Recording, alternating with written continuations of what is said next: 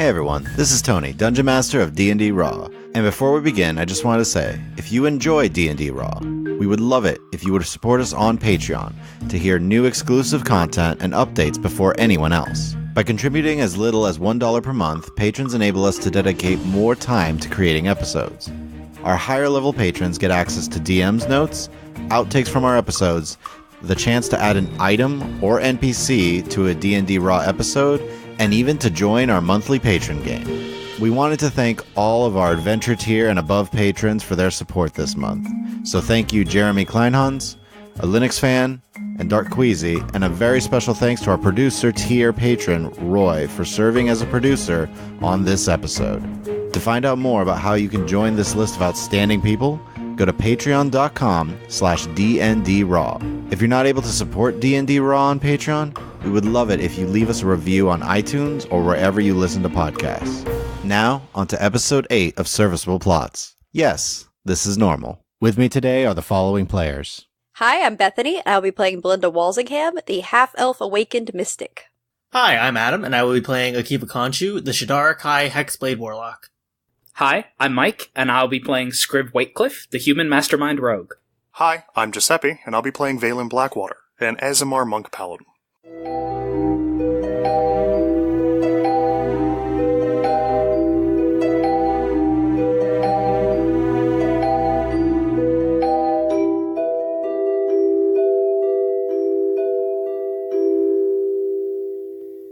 Last time, the party began attempting to understand the prophecy that they heard from the divination professor of Arborshade Academy.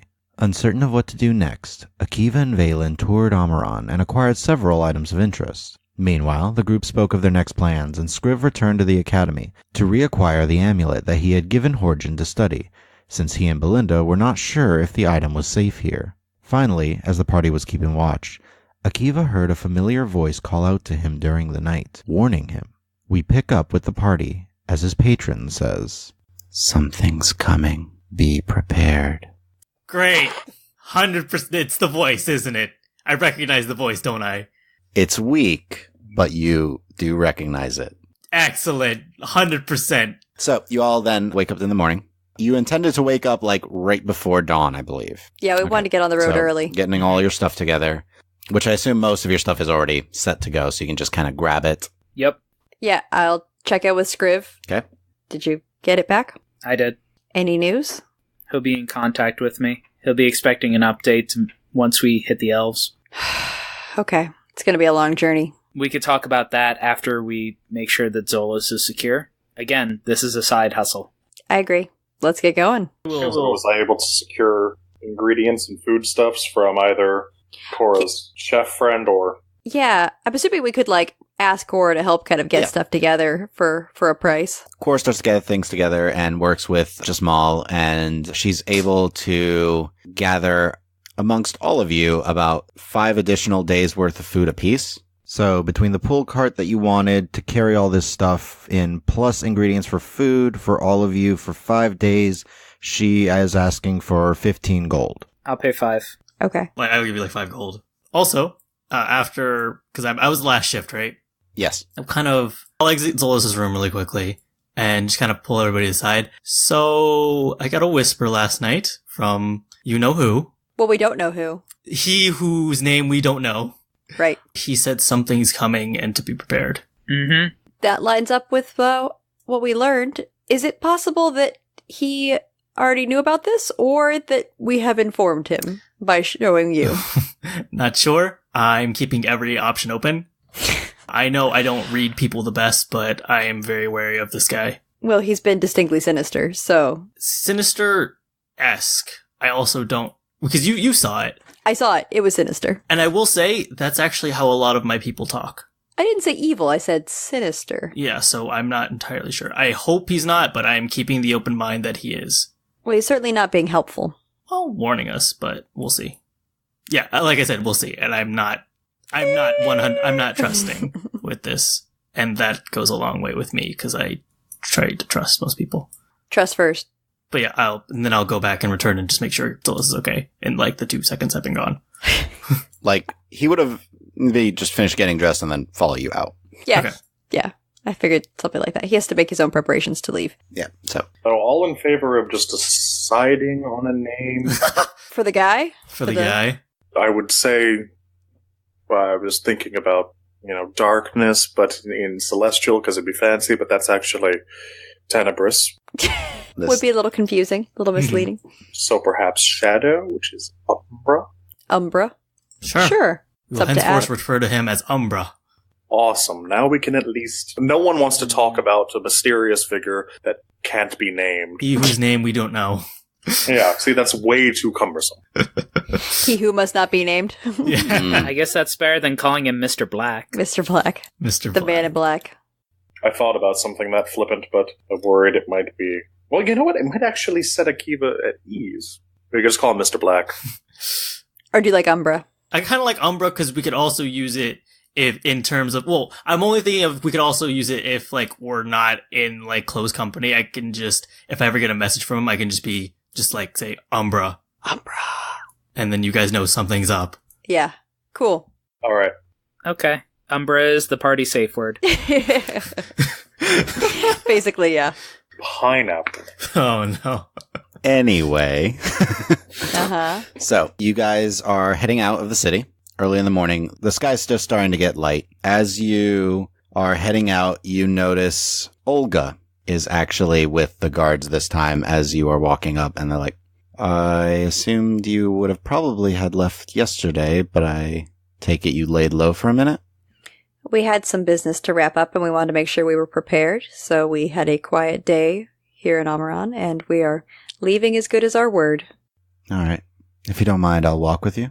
Sure. It would be most agreeable. Nods and begins to walk you with two other guards with her towards the gate, and she goes, Northern Road or Southern Road? DM question, which road is going to lead us through a better succession of smaller towns so we can avoid the main road? I believe we picked the Northern Road. You had initially picked the Northern Road because there are more smaller, there's a few farms on the outskirts. There's a large forested area that you pass through. This is the way you came to Ahmiran. Yeah. Great. No, so that's perfect. I'll already maybe have a rapport with some of these people. Mm-hmm. Hope everyone's comfortable sleeping in hay.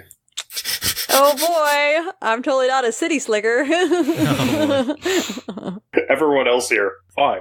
Fine, Belinda's like... Akiva's like, everything is the best. Yeah. Jesus face. Scriv and Valen are just like, yeah, whatever, straw's amazing. It's not stone. Yeah, not that Belinda's not willing, but she'd be like, oh, well, alright. I mean, don't get me wrong. Sleeping in a bed is nice, but, I mean... Sometimes you don't have a bed. Yeah, Mm-hmm. I'm fine sleeping on the road for time. It's just that the food kind of sucks. Well, apparently Valen is a pretty decent chef. I'm gonna miss the fried fish. So as we're we all? going.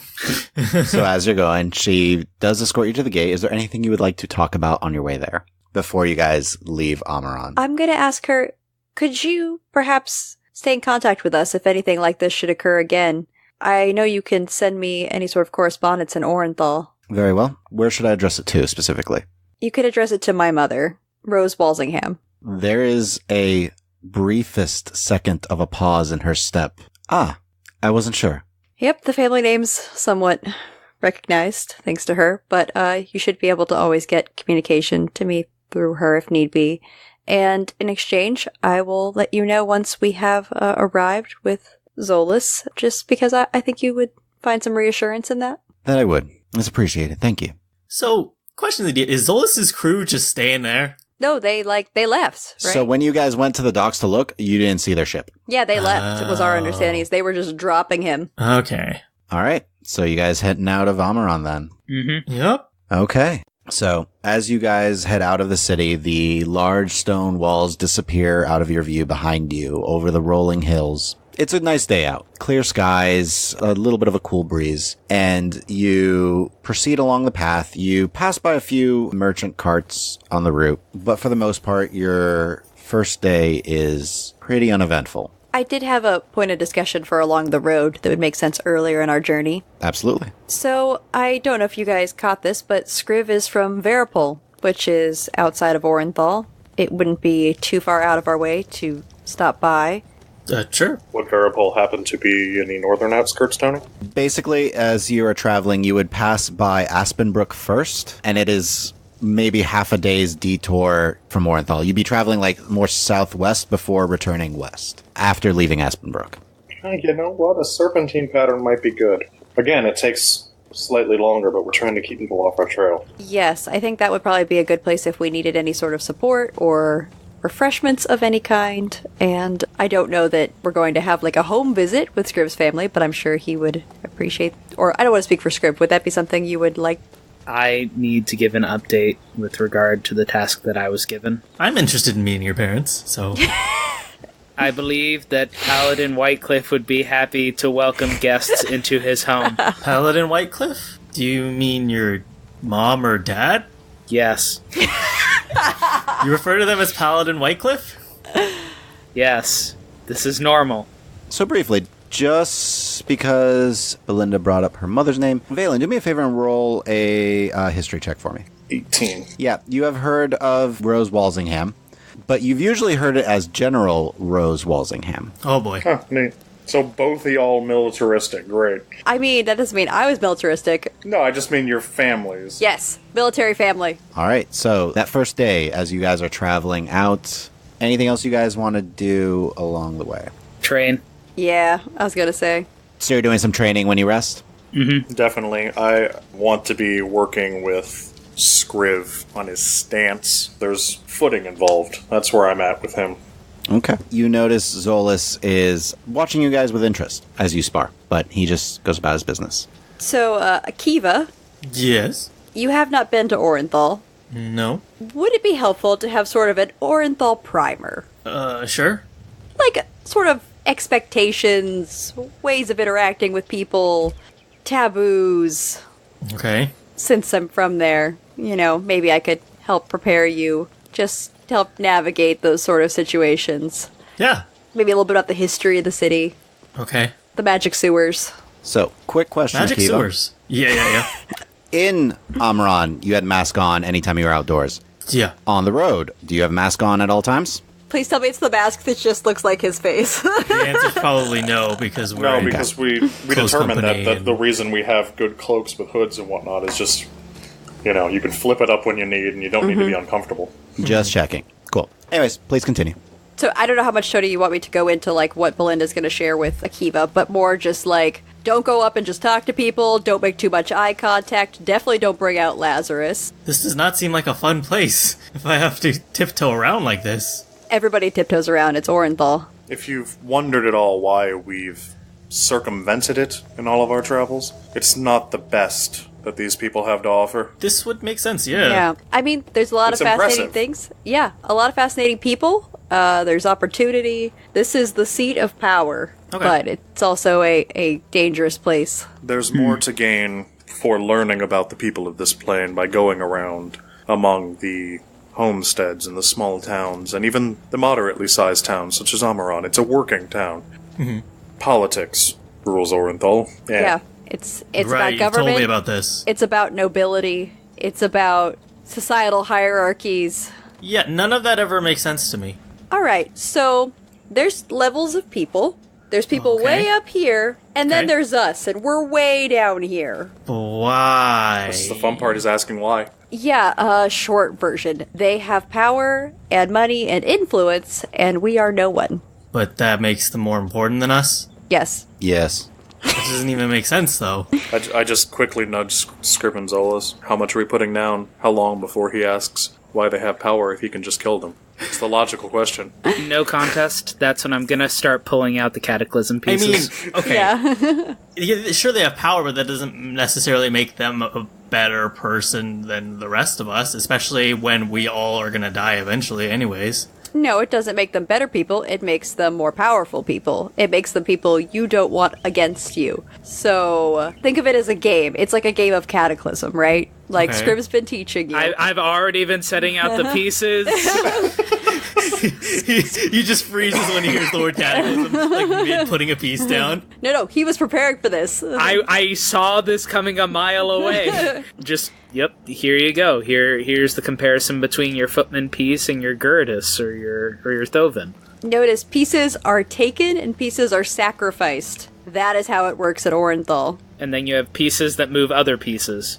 But I thought mostly when we play Cataclysm, the pieces die because they're not well equipped for certain roles, so then it's all about trying to equip them with certain roles, and then when they die, it's just their time, and it's just because they need to. Don't think about the pieces. Think about the person moving the pieces. Orinthal is people moving pieces. You're not a person moving them, you're a piece.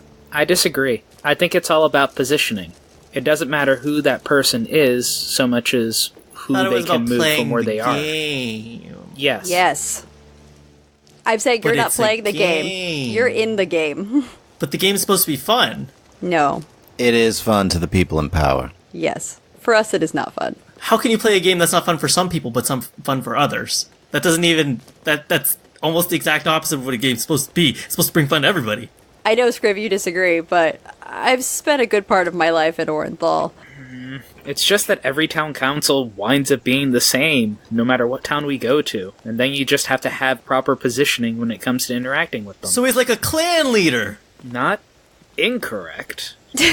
Why didn't you say that in the first place? I had a clan leader when I was in the shop. Not at all like a clan leader. No, think of it as a whole bunch of clans together, all with their own leaders, who are not necessarily a cooperation, except for insofar as they are trying to sustain their status as clan leaders.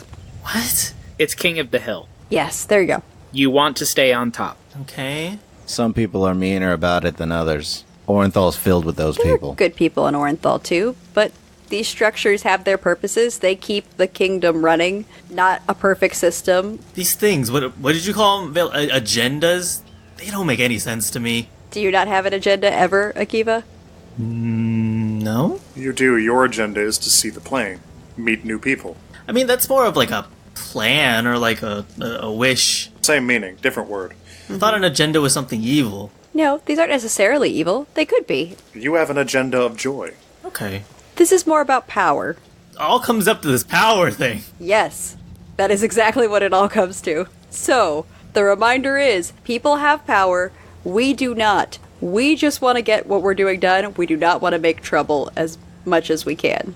Okay. It's just, I don't agree with it, because at the end of the day, we're all gonna die. So why aren't we just equals? Akiva, people care what they do in this life, and I'm sure Neslim has taught your people this, but a lot of people try to cheat death. Yeah. And then they turn to filthy undead. People with power, one way or another, they try to get what they want. And it's not necessarily what you want. Okay. Yeah, I'm making sure that when we're done with Orinthal, you don't ever want to go back to Orinthal. That's my agenda. Oh, that's so sad. I love Orinthal. How widely have you traveled outside of Orinthal, Belinda? Only to major cities.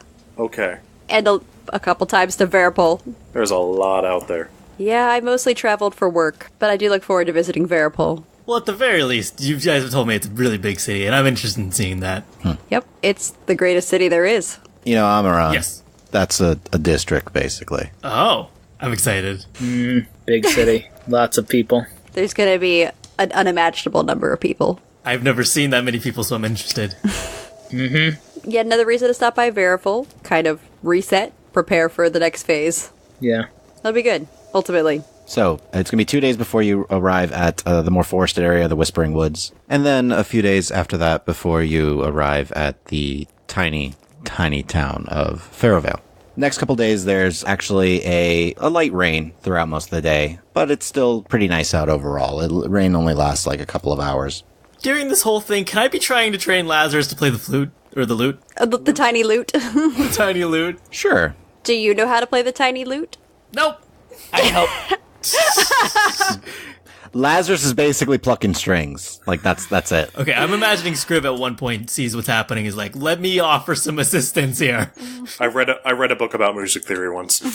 Yes. When next you see us, you see that I've constructed a makeshift lute, not entirely in tune, but mostly as an instructional tool. Of course. During the next time you guys spar in the morning, Zolas actually tries to teach you, Scriv, how to strike quicker and faster. Okay.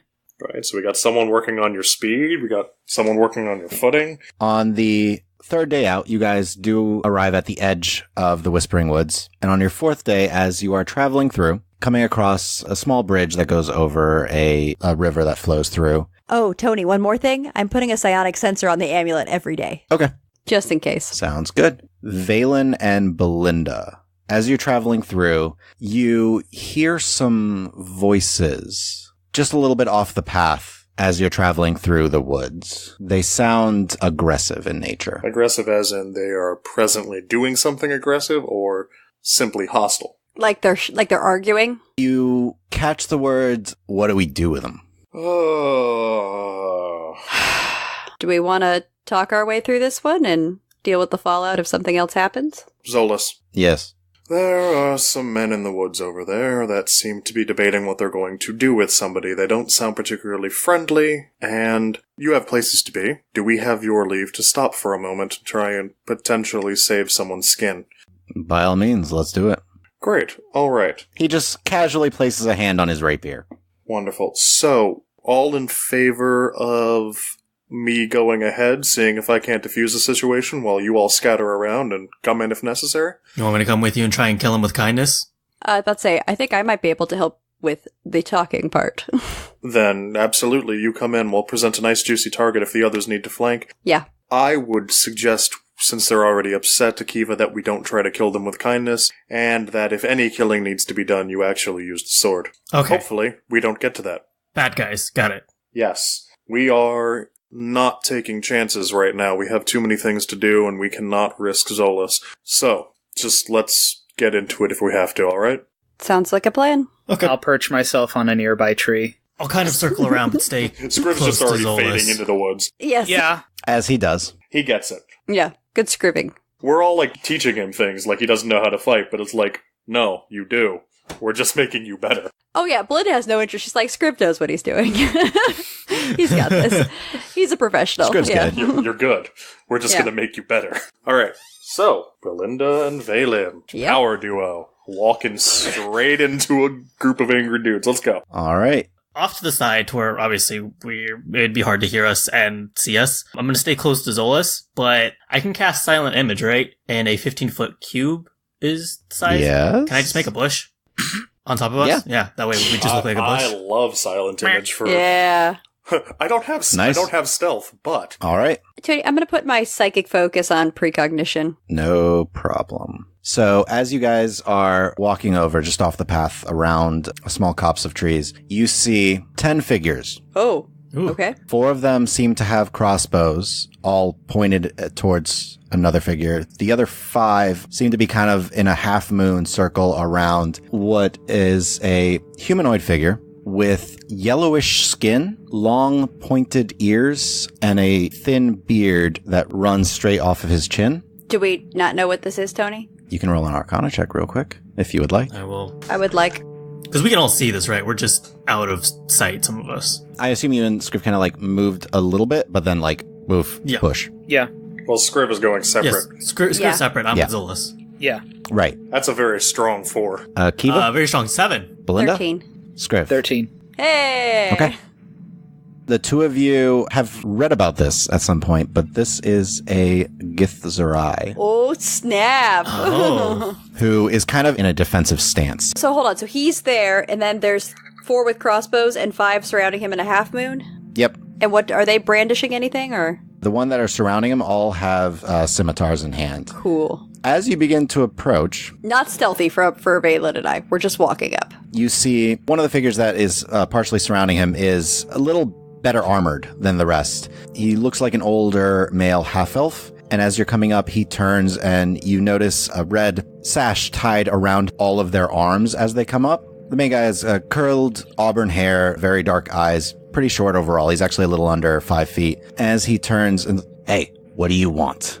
And immediately as the 4 with the crossbow turn towards you two as you're coming up, and as they all kind of look at you, and then a couple of them divert their attention between you guys and the Githzerai, one of them, you just recognize Valen. Is like, I knew boss, it. he's the guy. That's the guy. Wait, what? I knew it. Oh. He's like, oh, so you were the one that tricked my men. Is that it?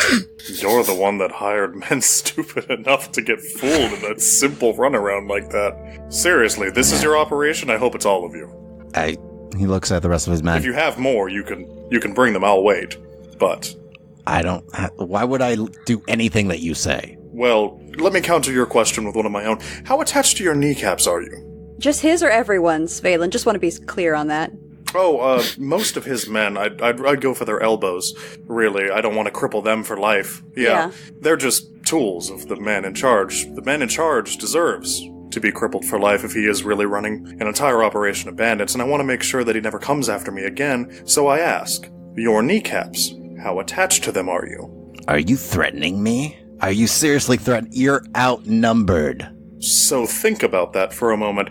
You have, it's 10 people, 4 of them with crossbows, several with scimitars, and I am standing here, unarmed, with a companion, also unarmed. No need to be armed. Threatening the 10 of you. I would like to help by rustling in the bushes and moving and wrestling some more. Yeah, one of the crossbowmen turns and fires towards the bush, but misses you.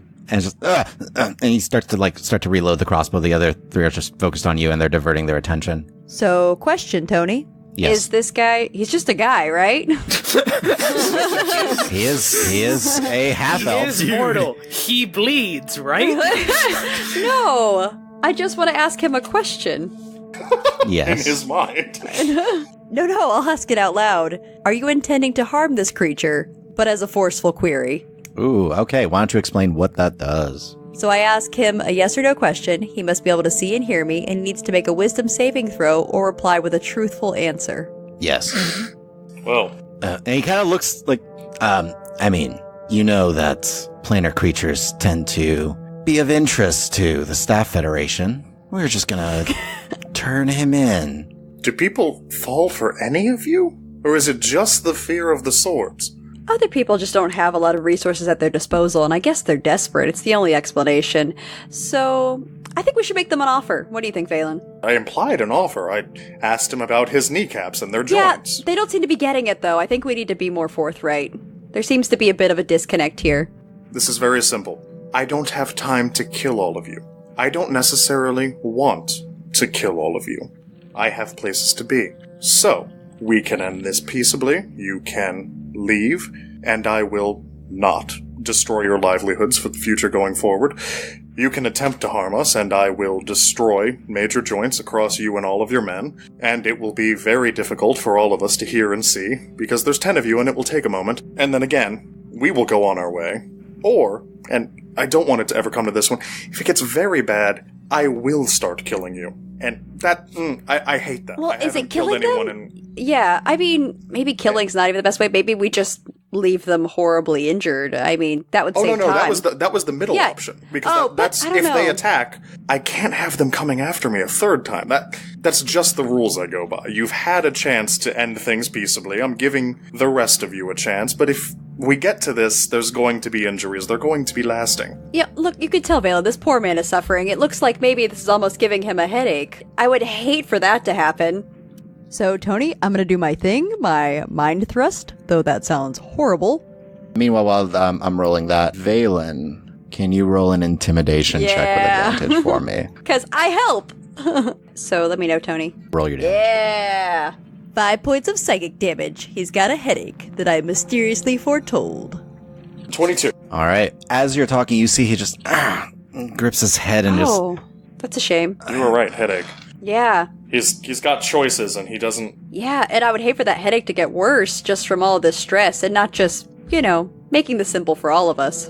I do think it's fair. Men, you can make your choices individually. He doesn't speak for all of you. That's a fair point. Frankly, he's not that big a deal. You can walk away. They all start to look at him. The guy who initially just...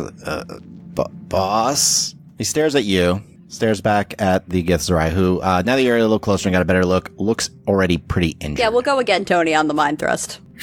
All right. Roll your damage. 7 points of psychic damage. This poor dude.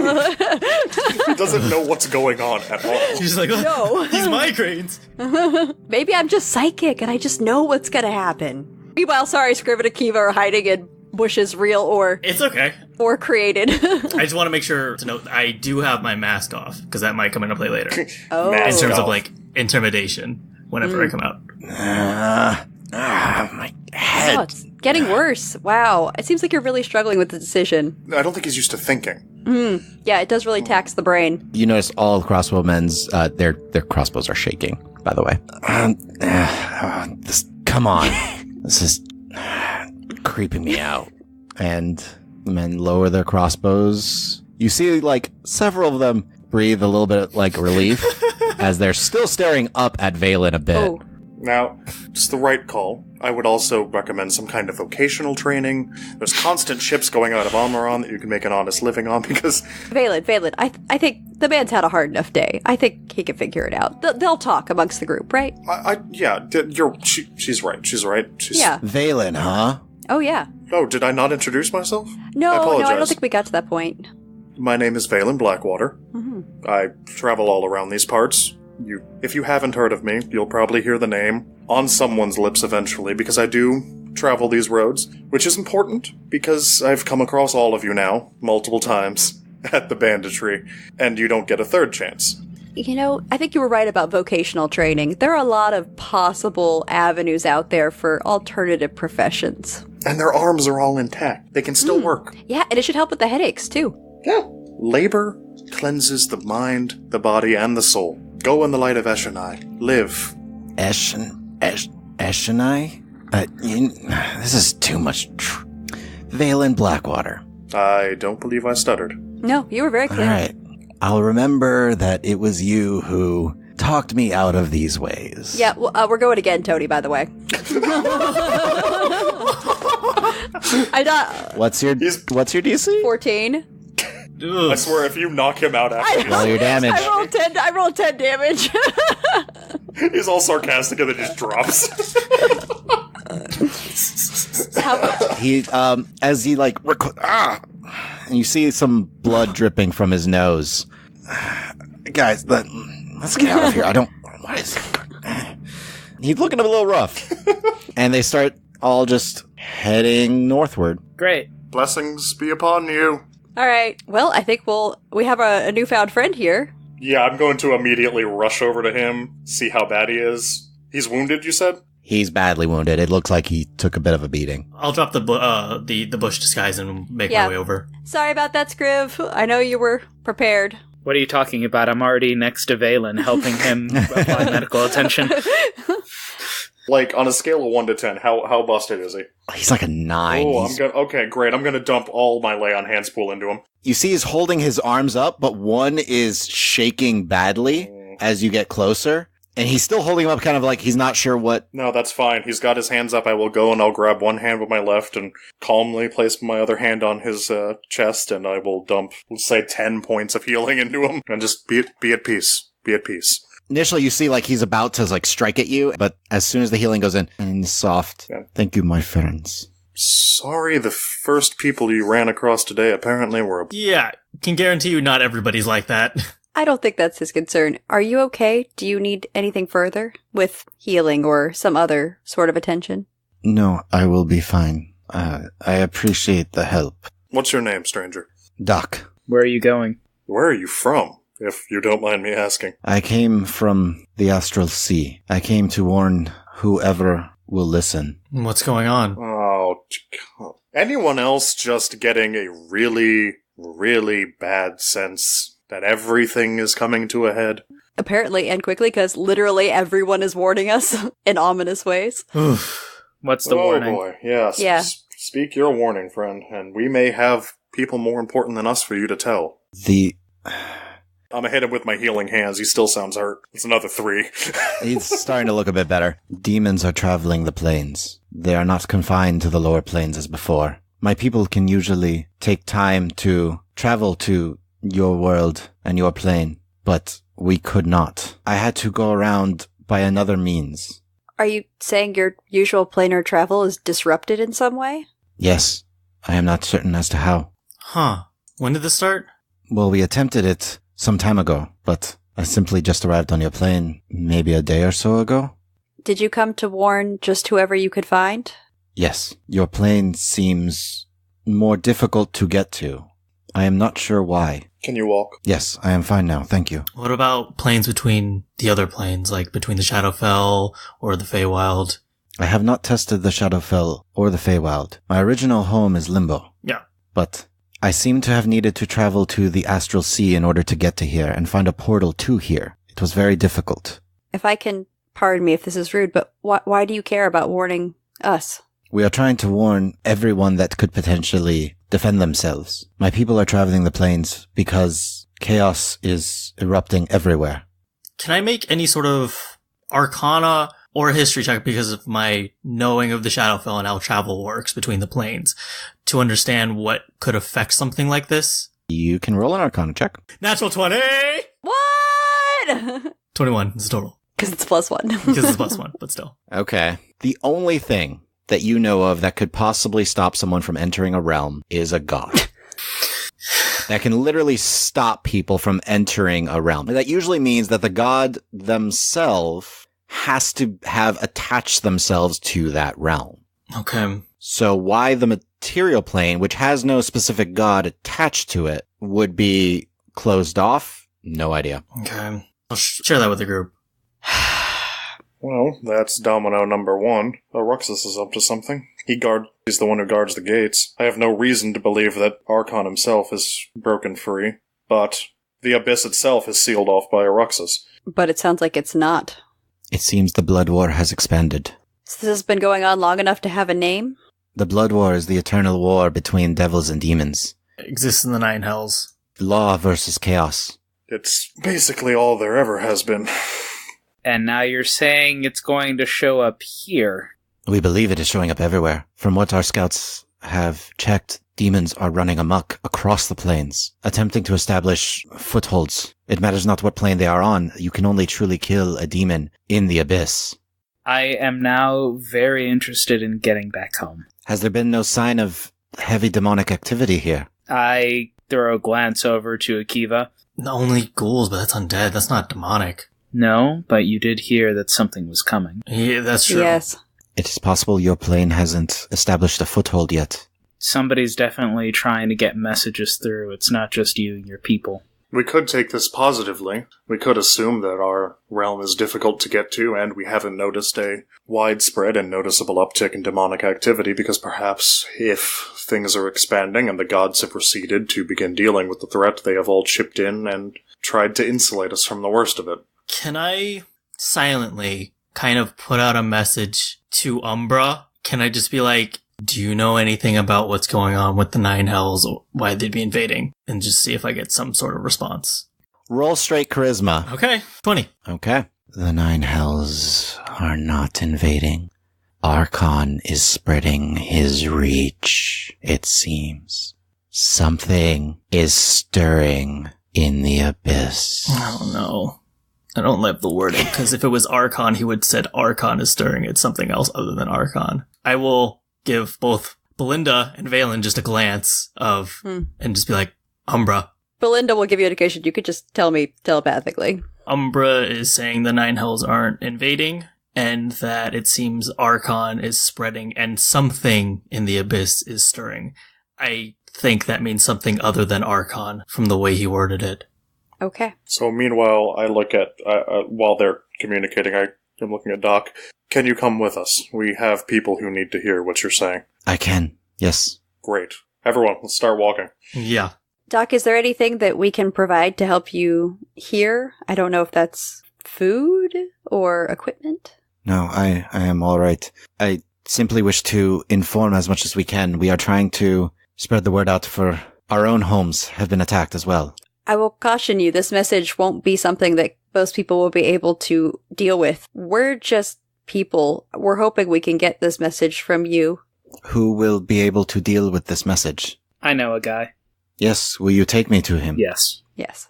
Excellent. The further we can spread the message, the better. I do want to return home as quickly as I can and help my own people, but I do need to tell who I can. How are they doing? Because the Gith are very good warriors. Do you mean the Githyanki, or my people? I mean both of you, from what I've heard, just in different terms. Not that we're lumping your people together by any means. We know you have completely opposing ideologies.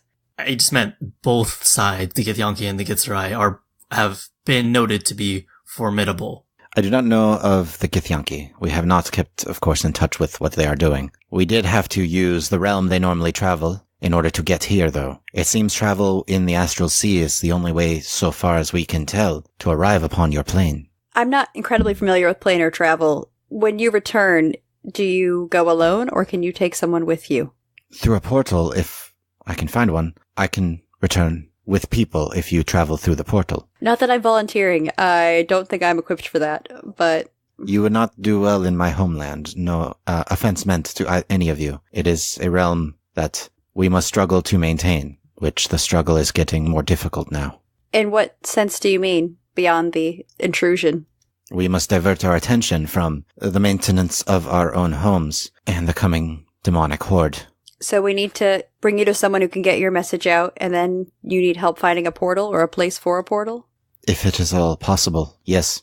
If it seems, so far as I can tell, that your plane is closed off from most other planes. If we can get to the Astral Sea, or any other plane for that matter, I may be able to return to my home much easier. All right. This is not what we had planned, but... It's exactly what we had planned. All roads lead to Orinthal, and they need to hear his message too. Besides, once we're there, somebody can get in touch with either the Academy or the Staff Federation, who are the most qualified people to find a portal. I think we'll stop by Veripol first. Yeah, that doesn't need to change. From the way Scrivener keeps talking him up, his father might be able to get in touch with some people we need to speak to as well. Well, I mean, if we're talking about demons and devils and this big, ageless war, then yeah, informing a paladin of knowledge might be a good plan. Not only that, but I'm expecting a sending from, the Professor of Divination over at the Academy, so I can probably give this as part of the update. I think that sounds like a good plan. Doc, do you know anyone here on the material plane? I do not. No one? You weren't given any names of who to contact? No, simply warn the people of the plane. Interesting. All right, Valen patched him up. Yep. We're just making our way. And you guys continue on the road. It is worth noting that I pull aside Zolas and Scriv and even Doc, who I noticed had a martial stance. Specifically Doc, I'll ask if he's willing to spar with me when he's feeling better, because I'm going to begin training up again with weapons, and I'm going to be asking Doc if he is willing to spar with me, because I'm years out of practice of where I need to be, because I've wondered for about 40 years why I was still wandering around, what my purpose was, and I think that is all coming to a head very quickly. And I have been slacking for a while. All right. So on the road, you guys eventually find a place to rest for that night and the following. Doc does agree to spar with you when he is feeling better. Good man. I'll ask him at some point. Is it true that Gith have some telepathic powers? It's something I heard. Yes, we tend to be able to speak telepathically and use our minds in order to manipulate things. That's really fascinating. I suppose it's normal amongst your people. It is a trait that we have expanded upon in our many years, yes. Do you know what the source of this ability is, where you draw power from? Well, ours was based off experimentation upon us millennia ago by an ancient, terrible enemy known as the Elithids. Fascinating. Where they originally got their powers, we are uncertain, but their manipulation of us and the other races that bent their knees in slavery to them was how we eventually got a small portion of their power, as Gith took it from them and trained the rest of us. So it's something you train in? Yes, we focus our energies now. Is it something you could teach? You wish to learn? It wouldn't hurt? I can show you what I can. I am not particularly adept, but I can teach you some things. When you have time. Also, I would encourage Doc that when we meet other people, do not tell them. As much as it's important to get the message out, they will panic.